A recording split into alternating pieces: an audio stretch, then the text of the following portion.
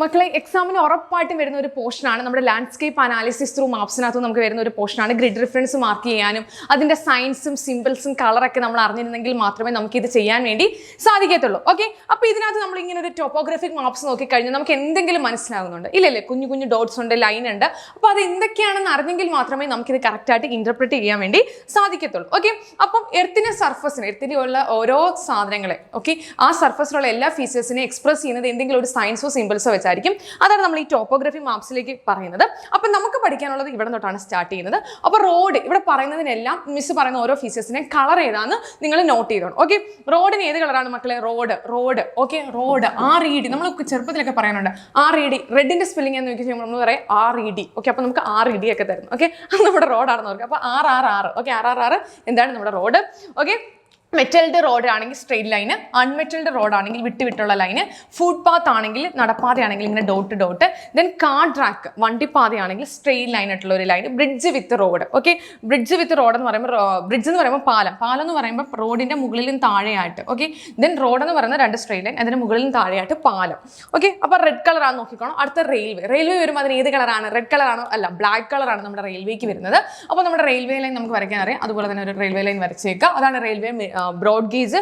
എന്നാൽ railway with station. Okay, അപ്പോൾ railway വരയ്ക്കുക. അതിന് മുമ്പ് മുകളിൽ ഒരു റെക്ടാംഗിൾ വരച്ചിട്ട് ഒരു RS ഒരു പെട്ടി എഴുതി വെക്കുക. അതാണ് റെയിൽവേ വിത്ത് സ്റ്റേഷൻ എന്ന് പറയുന്നത്.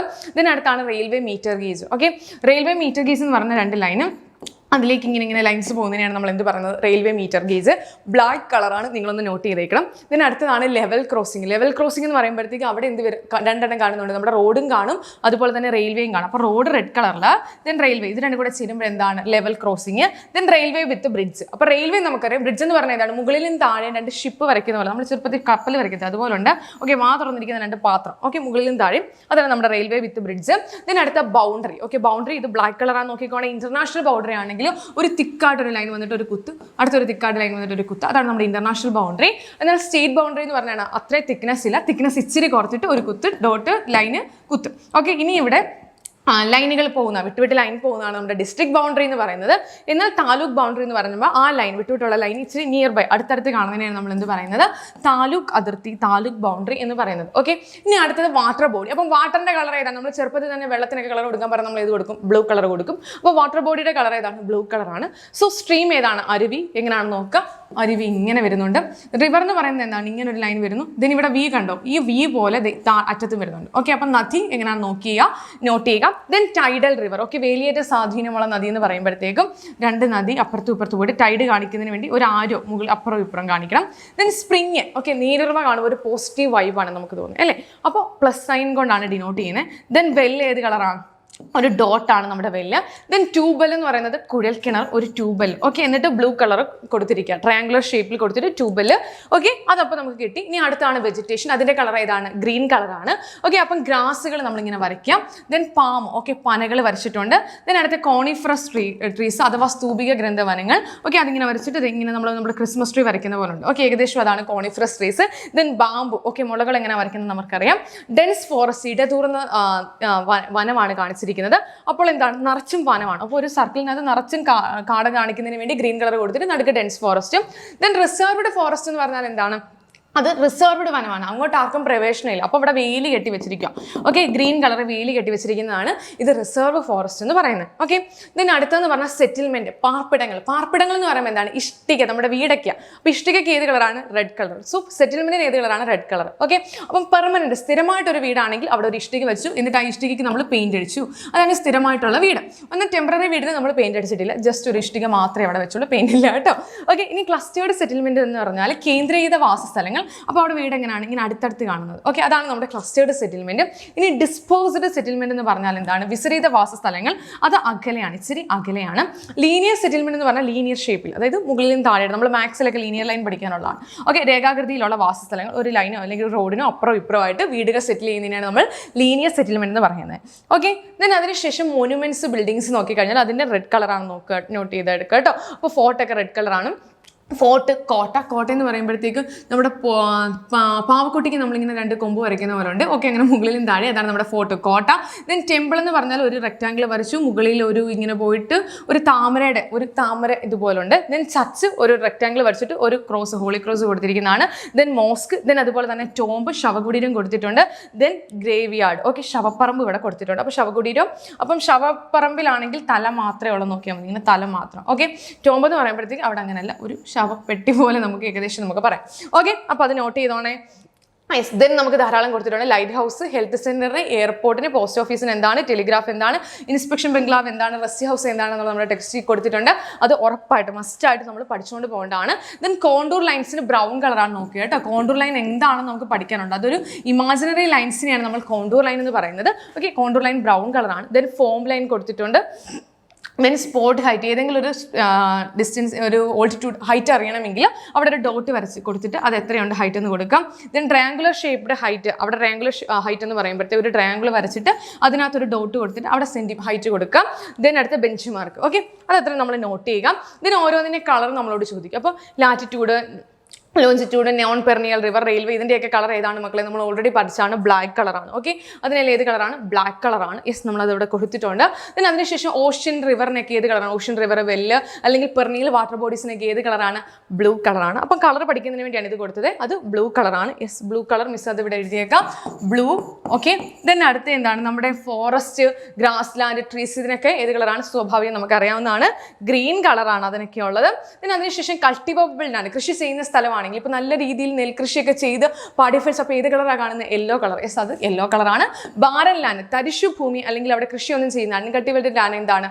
അവിടെ വെള്ള പൂശി നമുക്ക് പറയാം. അപ്പം വെള്ള കളറാണ്, വൈറ്റ് കളറാണ്. പിന്നെ സെറ്റിൽമെൻറ്റ് റോഡിനൊക്കെ ഏത് കളറാണ്?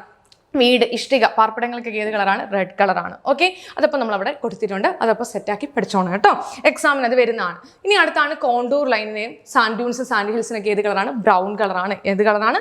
ബ്രൗൺ കളറാണ്. ഓക്കെ, അപ്പോൾ അത് നമുക്ക് അറിഞ്ഞെങ്കിൽ മാത്രമേ ഇനി ബാക്കിയുള്ള കാര്യങ്ങൾ നമുക്ക് ചെയ്യാൻ വേണ്ടി പറ്റത്തുള്ളൂ. അപ്പോൾ ഇത് നിങ്ങൾക്ക് മിസ് തരുന്ന ഒരു ഹോംവർക്കായിട്ട് നിങ്ങൾ ഇതിൻ്റെ ആൻസേഴ്സ് ചെയ്യണം കേട്ടോ. നമ്മുടെ ഏത് സെറ്റിൽമെൻറ്റ് ആണെന്നുള്ളത്, ഓക്കെ, സെറ്റിൽമെൻറ്റ് മിസ് പറയുന്നില്ല, ഏത് ഫീച്ചേഴ്സ് ആണെന്നുള്ളതും അതിൻ്റെ കളേഴ്സ് ഏതാണ്, ഇങ്ങനെയായിരിക്കും നമ്മുടെ എക്സാമിന് ക്വസ്റ്റ്യൻസ് വരുന്നത്. ഓക്കെ, അപ്പോൾ ഇത് നിങ്ങൾ ആൻസർ ചെയ്യണം. നമ്മൾ കുറേ പ്രാവശ്യം ഡിസ്കസ് ചെയ്ത് ഈ പറഞ്ഞ കാര്യങ്ങൾ മാത്രമേ ഇവിടെ വരുന്നുള്ളൂ കേട്ടോ. അപ്പോൾ എക്സാമിന് ക്വസ്റ്റ്യൻസ് വരുന്നത് ഈ ഒരു പാറ്റേണിലായിരിക്കും. ഓക്കെ, ഇത് ഏത് ജിയോഗ്രഫിക്കൽ ഫീച്ചർ ആണെന്നുള്ളത് നമ്മളോട് ഐഡന്റിഫൈ ചെയ്യാൻ വേണ്ടി ചോദിച്ചിട്ടുണ്ട്. ഇത് ഏതാണ് മക്കളെ? ഫോർട്ടാണ്.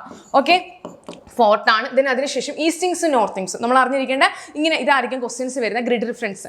ഓക്കെ, ഈസ്റ്റിങ്സ്, നോർത്തിങ്സും എന്താ നമ്മൾ അറിഞ്ഞിരിക്കണം. അപ്പോൾ ഈസ്റ്റിങ്സ് എന്ന് പറഞ്ഞാൽ നമ്മളോട് ഇപ്പോൾ ഒരു ലൈൻ വരയ്ക്കാൻ പറഞ്ഞ എന്താണ്? ചിലവർ ഇങ്ങനെ ഒരു ലൈൻ വരയ്ക്കും, വേറെ ഒരു ചിലവർ ഇങ്ങനെ ലൈൻ വരയ്ക്കും അല്ലേ? എല്ലാ ലൈനാണല്ലോ മിസ്, എങ്ങനെ വരയ്ക്കണമെന്ന് മിസ് പറഞ്ഞില്ലല്ലോ.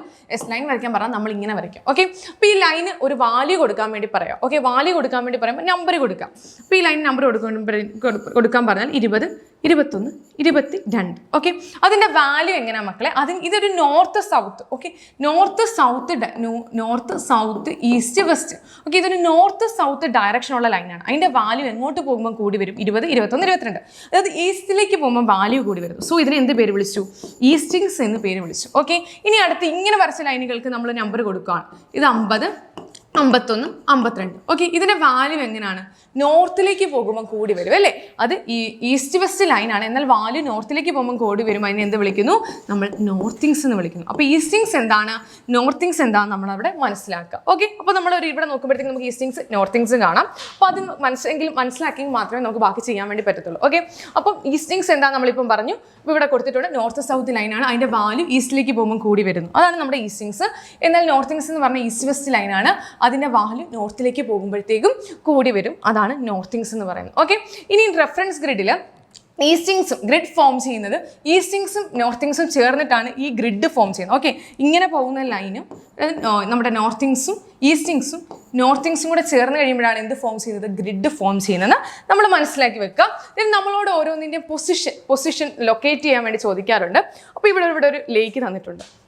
ആ ലേക്കിൻ്റെ ഈസ്റ്റിങ്സും നോർത്തിങ്സും അറിഞ്ഞെങ്കിൽ മാത്രമേ നമുക്ക് ഇതിൻ്റെ ഗ്രിഡ് റിഫറൻസ് മാർക്ക് ചെയ്യാൻ വേണ്ടി സാധിക്കത്തുള്ളൂ കേട്ടോ. അപ്പോൾ നമ്മളിത് എങ്ങനെ മനസ്സിലാക്കണം? അപ്പോൾ ഇതിൻ്റെ ഈസ്റ്റിങ്സും നോർത്തിങ്സും, അപ്പോൾ ഈസ്റ്റിങ്സ് എന്ന് പറഞ്ഞാൽ എന്താണ്? നമ്മുടെ നോർത്ത് സൗത്ത് ലൈനാണ് അല്ലേ? നോർത്ത് സൗത്ത് ലൈനുണ്ട്. അപ്പോൾ ഈ നോർത്തിങ്സ് ഉണ്ട് നമുക്ക് മനസ്സിലായി. അപ്പോൾ ഈസ്റ്റിങ്സിൻ്റെ വാല്യൂ ആണ്, നോർത്തിങ്സിൻ്റെ വാല്യൂ ആണ് നമ്മളോട് ആദ്യം എഴുതാൻ ചോദിച്ചാൽ നമ്മുടെ ആൽഫബറ്റിൽ ആദ്യം കാണുന്ന ലെറ്റർ ഏതാണ്? ഇ ആണ് അല്ലേ? അപ്പോൾ ഈസ്റ്റിങ്സിൻ്റെ വാല്യൂ വേണം നമ്മൾ ആദ്യം എഴുതാം. അപ്പോൾ ഈസ്റ്റിങ്സ് എന്ന് പറഞ്ഞാൽ എന്താണ്? അത് നോർത്ത് സൗത്ത് ലൈനാണ്. അതിൻ്റെ വാല്യൂ ഈസ്റ്റിലേക്ക് പോകുമ്പോൾ കൂടി വരും. അപ്പോൾ ഇവിടെ ഉള്ള ഈസ്റ്റിങ്സ് ഏതൊക്കെയാണ്? 51, 52, 53. ഓക്കെ, അപ്പോൾ ഇതിൻ്റെ ഇവിടെ നമ്മുടെ ലേക്ക് കിടക്കുന്ന അവിടുത്തെ ഈസ്റ്റിങ്സ് ഏതാണ്? 52 ഉണ്ട്, 53 ഉണ്ട്. ഓക്കെ, അപ്പോൾ അവിടെ എടുക്കേണ്ടത് ഏതാണ്? 52 ആണ്, 53 ആണ് എടുക്കേണ്ടത്. ഏറ്റവും ചെറുത് വേണം എടുക്കാൻ, ഏറ്റവും ചെറുത് വേണം എടുക്കാൻ. സോ 52. ഓക്കെ, 5 2 52 എടുത്തു. ഇനി നമുക്ക് എടുക്കേണ്ടത് ഏതാണ്? നോർത്തിങ്സ്. ഓക്കെ, നോർത്തിങ്സ് പറഞ്ഞാൽ അതിൻ്റെ അർത്ഥം എന്താണ്? അത് ഈസ്റ്റ് വെസ്റ്റ് ലൈനാണ്. അതിൻ്റെ വാല്യൂ നോർത്തിലേക്ക് പോകുമ്പോൾ കൂടി വരും. ദാറ്റ് ഈസ് ഇവിടെ 18, 19, 20. അപ്പോൾ നമ്മുടെ ലേക്ക് ഉള്ളവിടെ എവിടെയാണ്? 18ഉം 19ഉം. അപ്പോൾ ഇവത്തിൽ ഏത് വേണം എടുക്കാൻ? ഏറ്റവും ചെറുത് വേണം എടുക്കാൻ. സോ 18 എടുത്തു. ഓക്കെ, 18 എടുത്തു. അപ്പോൾ ആൻസർ കിട്ടിയല്ലോ. ദെൻ ഇവിടെ ഒരു 6 നമുക്ക് സ്പ്രിങ് നമ്മളോട് മാർക്ക് ചെയ്യാൻ വേണ്ടി ചോദിച്ചിട്ടുണ്ട്. 4 ഫിഗർ ഗ്രിഡ് റിഫറൻസ് ഉപയോഗിച്ച് സിമ്പിൾ ആയിട്ടുള്ളൊരു പോർഷനാണ്. അപ്പോൾ നിങ്ങൾക്ക് തന്നെ ഇവിടെ മാർക്ക് ചെയ്യാൻ വേണ്ടി പറ്റും. ആദ്യം നമ്മൾ അതിൻ്റെ ഈസ്റ്റിങ്സ് എടുക്കണം. ഈസ്റ്റിങ്സ് എന്ന് പറഞ്ഞാൽ എന്താണ്? ഈസ്റ്റിങ്സ് എന്ന് പറഞ്ഞാൽ അത് നോർത്ത് സൗത്ത് ലൈനാണ്. വാല്യൂ ഈസ്റ്റിലേക്ക് പോകുമ്പോൾ കൂടിയായിരിക്കും. സോ ഏറ്റവും ചെറുത് 46. ദെൻ അതിനുശേഷം നമ്മളോട് ഇവിടെ നോർത്തിങ്സ് ആണ് നമ്മൾ എടുക്കേണ്ടത്. നോർത്തിങ്സ് എന്ന് പറഞ്ഞാൽ ഈസ്റ്റ് വെസ്റ്റ് ലൈനാണ്. ഏറ്റവും ചെറുത് 78. ഓക്കെ, മിസ് എന്താണ് ഇവിടെ ചെയ്തതെന്ന് മനസ്സിലാക്കണമെങ്കിൽ മിസ് ഇത്രയും നേരം പറഞ്ഞ കാര്യങ്ങൾ നിങ്ങൾ തന്നെ ഒന്ന് നോക്കുക. എന്നിട്ട് നിങ്ങൾ തന്നെ ആൻസർ ചെയ്തിട്ട് മിസ്സിൻ്റെ ആൻസർ കറക്റ്റ് ആണോ എന്ന് മാത്രമേ നിങ്ങൾ ചെക്ക് ചെയ്യാവുള്ളൂ. Okay, yes. ഇനി അടുത്ത് നമുക്ക് അറിഞ്ഞിരിക്കേണ്ടതാണ് 6 figure grid reference. Okay, 6 figure grid reference എന്ന് പറഞ്ഞാൽ 6 അക്കം കാണും. എത്ര അക്കം കാണും? 6 അക്കം കാണും. അപ്പോൾ 6 ഡിജിറ്റ് കാണും. ഒരു ട്യൂബൽ ഇവിടെ തന്നിട്ടുണ്ട്. അപ്പോൾ അതിൻ്റെ നമുക്ക് ആദ്യം അറിയാവുന്ന ഈസ്റ്റിങ്സും നോർത്തിങ്സും നമുക്ക് ചെയ്യാം. ഓക്കെ, അപ്പോൾ ഈ ട്യൂബലിൻ്റെ ഏതാണ്? 15 ആണ്. ഈസ്റ്റിങ്സും നോർത്തിങ്സിൽ ഈസ്റ്റിങ്സ് ആണ് ആദ്യം എടുക്കേണ്ടത്. ഈസ്റ്റിങ്സ് എന്ന് പറഞ്ഞാൽ നോർത്ത് സൗത്ത് ലൈനാണ്. അതായത് 15, 16. അതിൽ ഏറ്റവും ചെറുത് ഏതാണ്? 15. സോ നമ്മൾ ആദ്യം അതിൻ്റെ 15 എടുത്തു. ഓക്കെ, ഇനി നമുക്ക് അറിയേണ്ടത് ഒരു സ്കെയിൽ എടുക്കാം. നമ്മളോട് ഇങ്ങനെ ഒന്ന് തന്നതിന് ശേഷം ഈ 15നും 16നും ഇടയ്ക്ക് ഒരു സ്കെയിൽ വെക്കാം. സ്കെയിൽ വെച്ച് സ്കെയിലിനകത്ത് കുഞ്ഞു കുഞ്ഞു കുഞ്ഞു ഡോട്ടൊക്കെ ഉണ്ടല്ലോ, അതങ്ങനെ നമ്മൾ 1 2 3 എന്ന് വെച്ച് മാർക്ക് ചെയ്യാം. അപ്പോൾ നമ്മുടെ ഈസ്റ്റിങ്സ് വരുന്ന കറക്റ്റ് ഏതാണ്? 5. ഓക്കെ, കറക്റ്റ് നടുക്ക് 5 ആണ്. സോ അടുത്ത 5 അവിടെ എഴുതുക. ഓക്കെ, ഇനി നമുക്ക് എഴുതേണ്ടത് ഏതാണ്? നോർത്തിങ്സ്. അപ്പോൾ നമ്മുടെ ഇവിടുത്തെ നോർത്തിങ്സ് എന്ന് പറയുന്നത് ഏതൊക്കെയാണ്? 76 ആണോ 74 ആണോ? ഏറ്റവും ചെറുത് വേണം എടുക്കാൻ. സോ നമ്മൾ 76 എടുത്തു. 76 എടുത്തതിന് ശേഷം ഇതുപോലെ തന്നെ സ്കെയിൽ വെക്കുക. 1 2 3 ഇടുക. അതിനെ കറക്റ്റ് സെൻറ്ററിൽ 5ലാണ് വരുന്നത്. ഓക്കെ, അപ്പം കണ്ടോ, നമ്മൾ ഈ സ്പ്രിങ്ങിൻ്റെ 6 ഫിഗർ ഗ്രിഡ് റിഫറൻസ് ഇവിടെ മാർക്ക് ചെയ്തിട്ടുണ്ട്. എക്സാമിന് നമുക്ക് ക്വസ്റ്റ്യൻ ചോദിക്കുന്നതാണ്. 4 മാർക്കിനായിരിക്കും ഇങ്ങനെ ക്വസ്റ്റ്യൻ ചോദിക്കുന്നത്. ഓക്കെ, അപ്പോൾ ഈ ക്വസ്റ്റ്യൻ്റെ ആൻസർ എൻ്റെ മക്കൾ കമൻറ്റ് ചെയ്തിടുക. ഓക്കെ അല്ലേ? അപ്പോൾ നമുക്ക് ക്ലാസ്സുകളിൽ ഇതിൻ്റെ ആൻസേഴ്സ് ഒക്കെ നമുക്ക് ഡിസ്കസ് ചെയ്യാം. ഈസ്റ്റിങ്സും നോർത്തിങ്സും ഒക്കെ 4 മാർക്കിനായിരിക്കും നമ്മളോട് ചോദിക്കുന്നത് കേട്ടോ. അല്ലെങ്കിൽ അതിൻ്റെ കളറുകൾ, അതിൻ്റെ ഫീച്ചർ ഏതാണെന്ന് ഐഡൻറ്റിഫൈ ചെയ്യാൻ കറക്റ്റായിട്ട് പഠിച്ചിരിക്കുന്നത് കേട്ടോ. Okay, thank you.